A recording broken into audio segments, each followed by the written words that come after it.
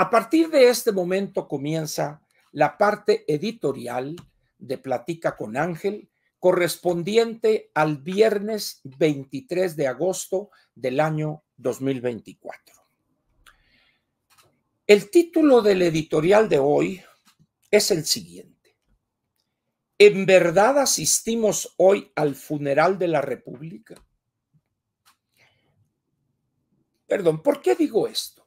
Hoy los que lean el periódico El Financiero, en la página 38 escribe Pablo Iriart: a partir de hoy a las 10 de la mañana, en la sede del Instituto Nacional Electoral, inician los ritos fúnebres de la República, que será formalmente sepultada el último día del próximo mes, que será, se refiere, atendiendo a esa frase que pone, el 30 de septiembre.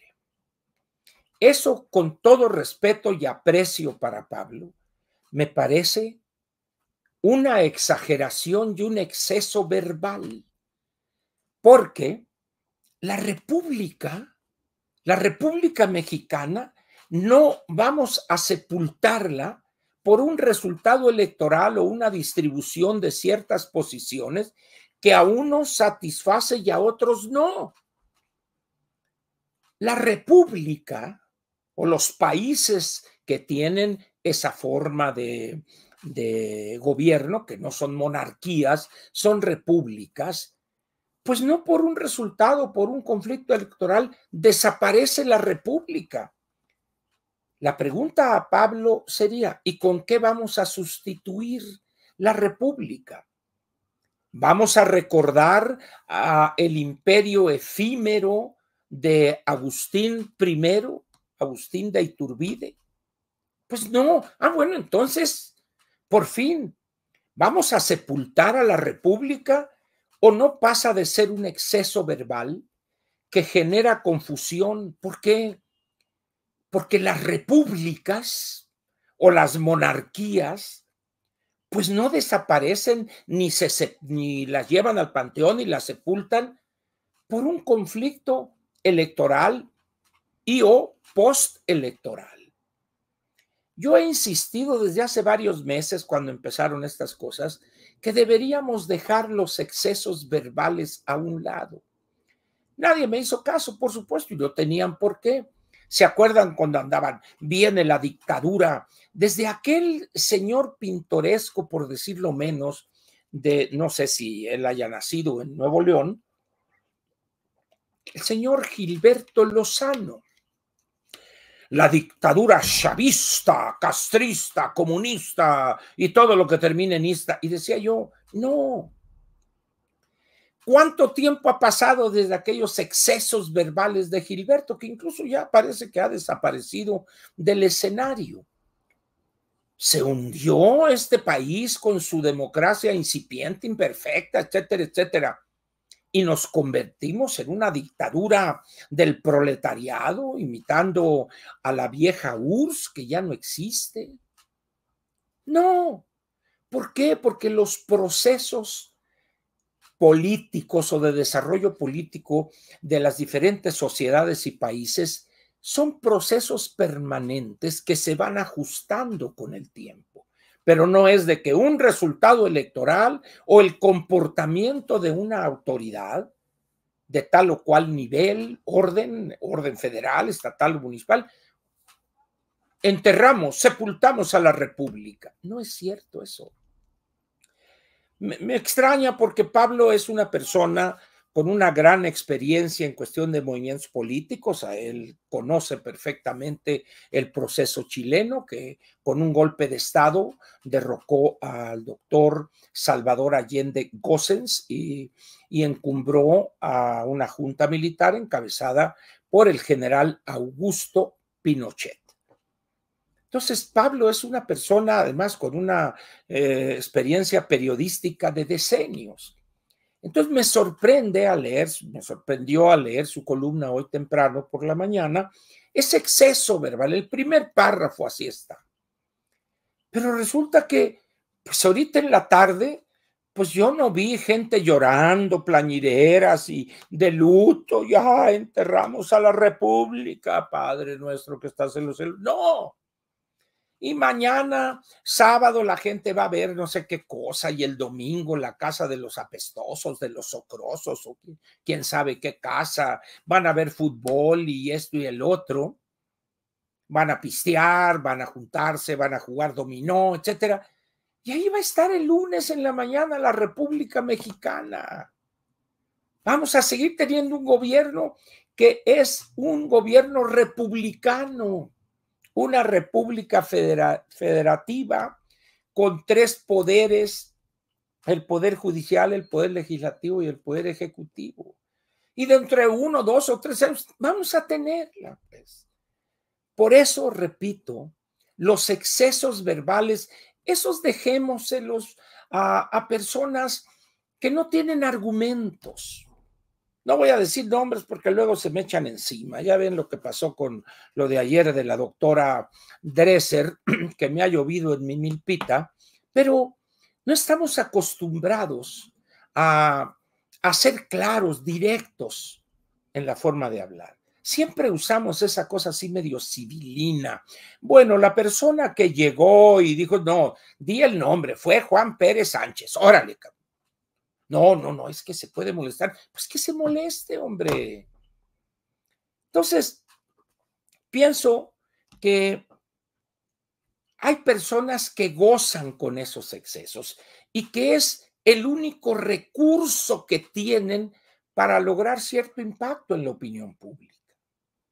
Como carecen de conocimientos especializados en cuestiones de sociología, de desarrollo político, etcétera, de lo electoral, pues entonces recurren a esas cosas, a la grosería, a esto, al exceso. Entonces la gente dice, no, lo que está diciendo fulano, sí, ¿qué está diciendo esto? Pues es una soberana tontería eso, es una estupidez. Vamos a dar ejemplos, no de esos personajes para que no se molesten sus admiradores. Vamos a recurrir a una soberana estupidez que subió al Twitter, la anticientífica. Seguramente tiene asesores que reprobaron desde parvulitos. Le recuerdo al embajador, no sé qué más es que dije acá, que de 50 estados de los Estados Unidos, 43 eligen a sus jueces, los eligen. Está totalmente equivocada. ¿Por qué? Porque no precisa, porque además no son 50 estados. ¿Qué es lo que sucede en Estados Unidos? En Estados Unidos están los jueces federales, están los jueces de distrito de esa parte federal. Esos son integrados o nominados por el presidente y se los entrega al Senado para que él los autorice, él apruebe ese nombramiento. Los federales, la estructura del Poder Judicial Federal, pero las ciudades, en el orden local, los jueces que se pasan ustedes un alto y llegan con el juez, no, pues sí, me pasé el alto, bueno, tal, se arrepiente y bueno, se queda sin efecto, pero tiene usted un warning, dicen, un aviso, etcétera, y queda en su récord como chofer, como automovilista, etcétera. Pero ese es en esos niveles, en esos órdenes de gobierno. Pero en el orden federal, no. Es muy similar a lo que tenemos con una diferencia. Y ahí es donde se exhibe la anticientífica en su ignorancia. Los jueces en el sistema norteamericano no declaran culpable o inocente a un acusado.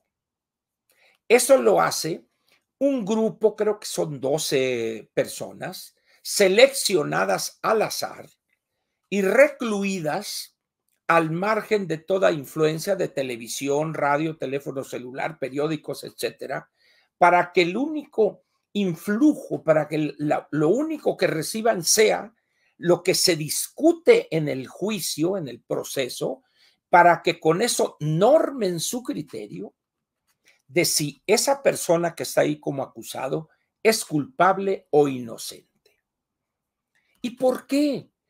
Porque en Estados Unidos esos 12 que están ahí representan la sociedad y la sociedad decide si esa persona, con los elementos que se le han presentado ahí en el juicio al juez, pero también al jurado, deciden su inocencia, lo que llaman no inocencia, ellos dicen not guilty, no culpable, o si es guilty. Esa es la separación. Y el juez, a ver, ya el jurado decidió, sí, su señor honor, ya tenemos el veredicto. A ver, y entonces pasa ahí un policía, recibe el papelito y ya. El John Smith es declarado guilty. ¡Wow! Unos felices y otros tristes. ¡Pa, pa, pa! ¡Order! ¡Order! Y ya se callan. Se cita a la reunión dentro de 2 meses donde dictaré sentencia.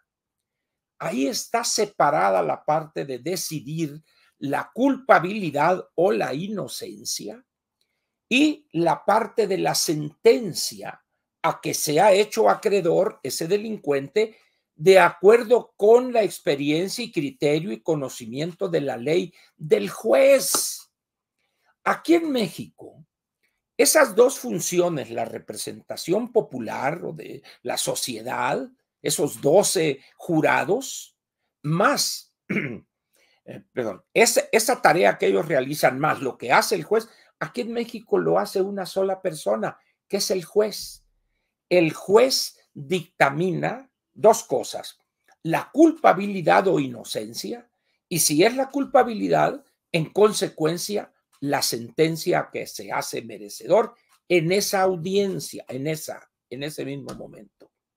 Entonces, cuando sale la anticientífica a querer enmendarle la plana al embajador, hace el ridículo. ¿Y por qué lo hace? En primer lugar, porque es ignorante y tiene unos pésimos asesores. Entonces dice uno, ¿tiene necesidad la presidente electa de hacer ese ridículo en aras de solidarizarse, entre comillas, con las estupideces y tonterías de su titiritero? Pues no, porque ella ya no es Claudia Sheinbaum Pardo, ella es la presidente electa. Pero eso les vale, se lo pasan por el arco del triunfo. Entonces, resumo pues, en esto de la política en todos los países, normalmente unos después del proceso o después de los resultados que emite la autoridad electoral, se sienten contentos porque sus candidatos o sus partidos a los que él apoya ganaron. Pero puede sentirse triste, molesto, enojado, etcétera, porque su candidato perdió.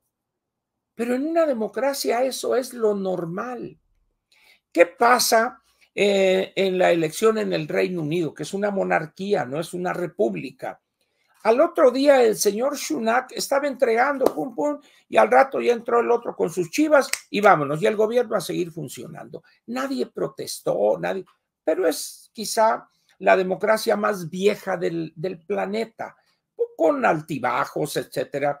Todavía en el Reino Unido, en la elección creo que de 1860 y tantos, el puesto de primer ministro se vendió al mejor postor. Y a partir de esa última vez ya existe otra regla. El líder del partido que gana más miembros del Parlamento es el que encabeza el gobierno, no el Estado, porque también en esos países, las monarquías, el jefe de Estado o la jefa de Estado es la reina, el monarca. Puede ser una mujer, sería la reina, o puede ser un varón, el rey, como es ahorita en Inglaterra, que pasó de la reina Isabel, pasó a su hijo Carlos VI, no, ¿qué es? Creo que sí, Carlos y algo. Bueno, ese tontolón ahí, caremenso. Muy bien. Pero en México no tenemos ese régimen de gobierno. Somos una república, como lo es Francia, como lo es Italia, etcétera.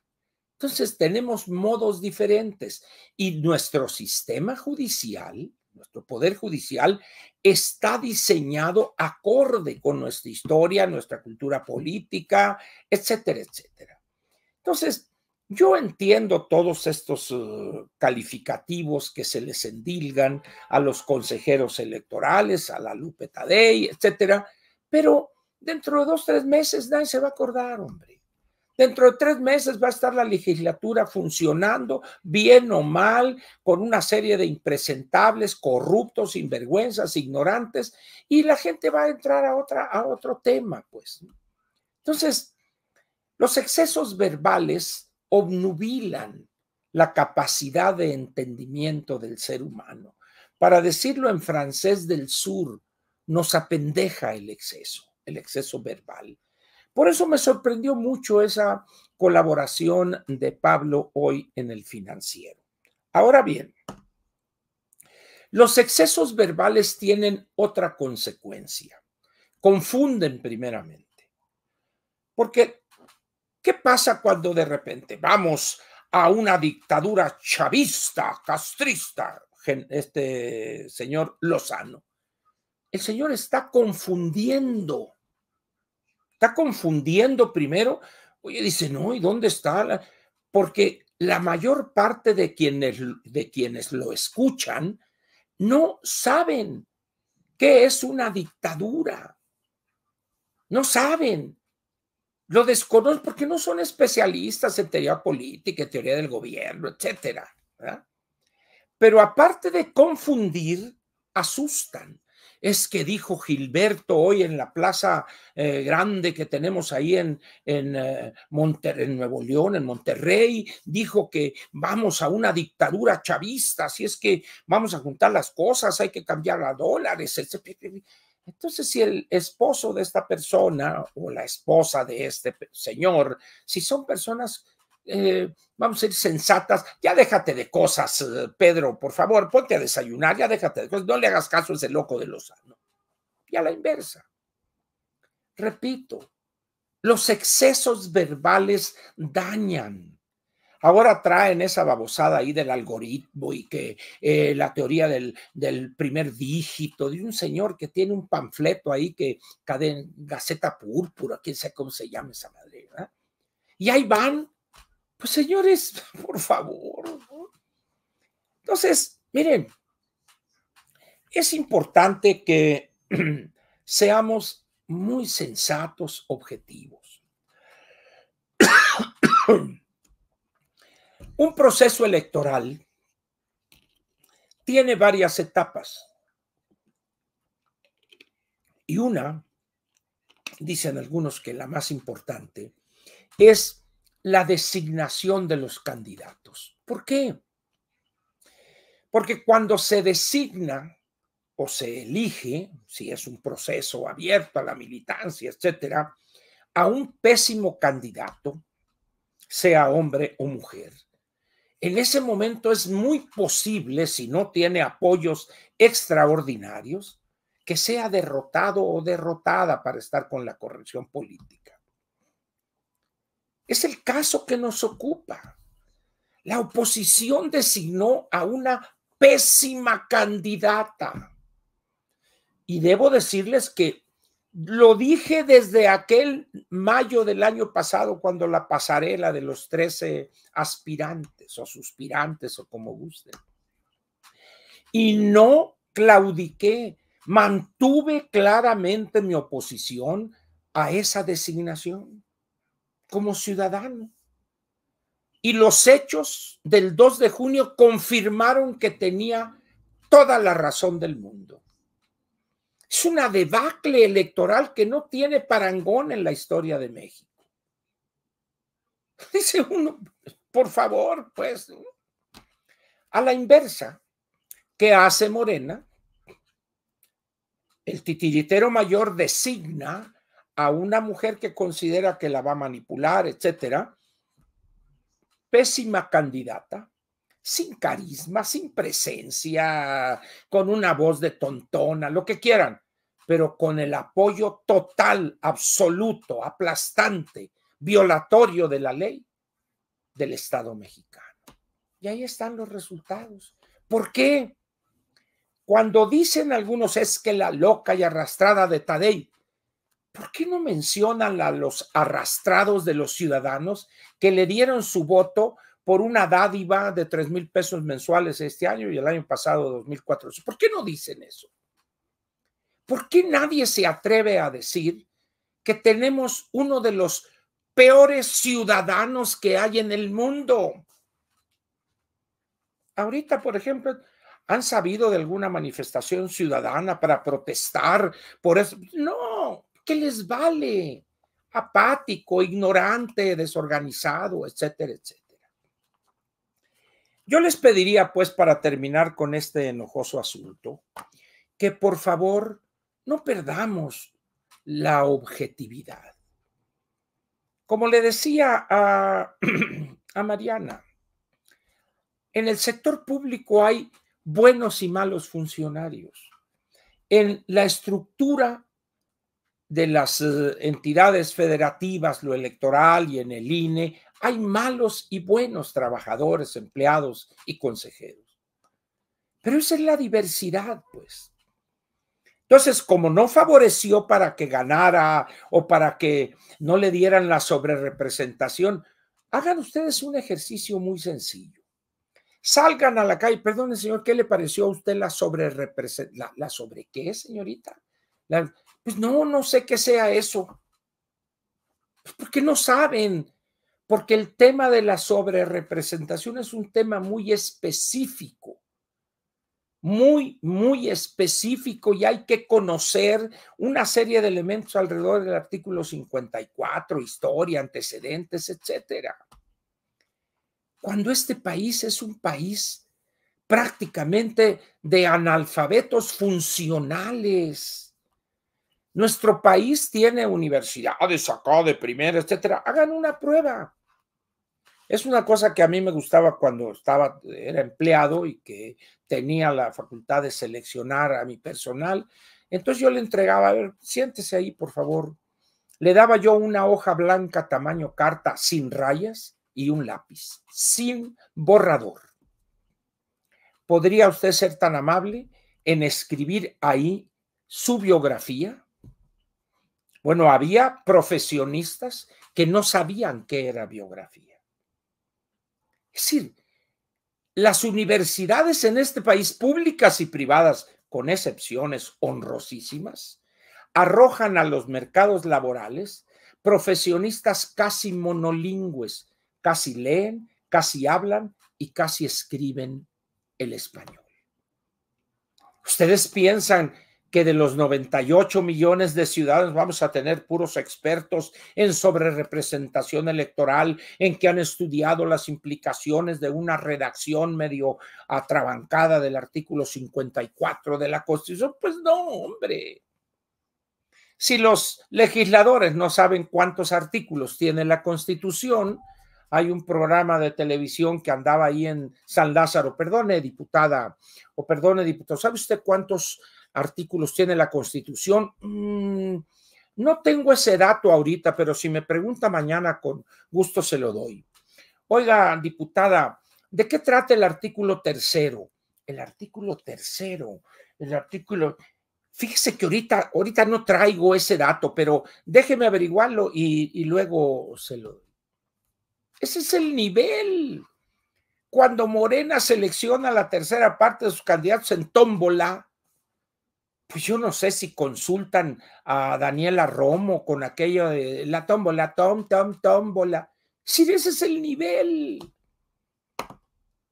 Entonces, yo pienso que sería bueno que nos serenáremos y que seamos objetivos y rechacemos esos excesos verbales, vengan de Pablo Iriart o de Pedro Ferriz o de Gilberto Lozano o de Carlos Alarraqui o de cualquiera. Objetividad, precisión en las cosas que uno afirma o dice o señala o lo que sea. En este momento termina la parte editorial de Platica con Ángel, la correspondiente al viernes 23 de agosto del año 2024. Vamos a ver unos piloncitos, producción, por favor. Dice Rubén Betancourt. El amo de Tijuana. Ánimo, chingao. Aurorita y querido profe, saludos cordiales. Nuestra democracia es muy joven. Los ciudadanos aún no tenemos conciencia de con qué cubierto se come esa opción política, porque es una más de varias. La Denise se azotó el requegacho, más parecía una comadre ya medio borrachita en boda que una analista política. ¿No? Bueno, a ver, aclaro una cosa, perdona ahí. Eso lo dijo Rubén, no lo dije yo, ¿eh? Comparto su punto de vista, pero no lo dije yo. Aclaro, continúa, por favor. Ya, pues, o sea, Ya. lo de la Así, democracia, así es. Efectivamente, pues. Es decir, miren, prácticamente todas las cosas que yo planteo aquí con ustedes, las platico primero con la jefa de producción. Para mí ella me dice, no, yo no haría esto, yo no, etcétera, pues. Pero para sensibilizar, vamos a decir lo que voy a decir. En el caso de la doctora Dresser, algunos me trataron mal, no, que esto, que el otro. Sin embargo, quiero decirles que a este momento, ¿cuántas vistas? Bueno, no, es que ya producción está del lado de la doctora Dresser. Miren ustedes. Digo nomás para que vean, pues, que de alguna u otra manera están ustedes más de acuerdo que en contra.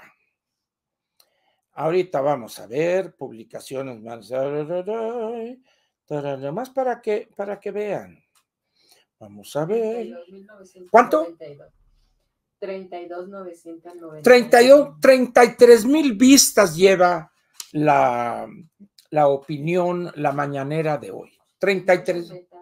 Muchas mentadas de madre también. Es decir, ¿por qué?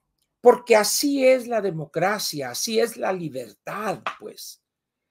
Y ahora, si yo les dijera datos de los honorarios de la doctora Dresser, se irían para atrás. Pero eso es otra cosa. Allá que el SAT los averigüe. Muy bien. Entonces, lo que dije, no me arrepiento, sostengo lo dicho y vamos a ver. Si tiene algo que decir o criticarse, bienvenida, doctora, a la polémica, con mucho gusto. No más que el que se lleva, se aguanta.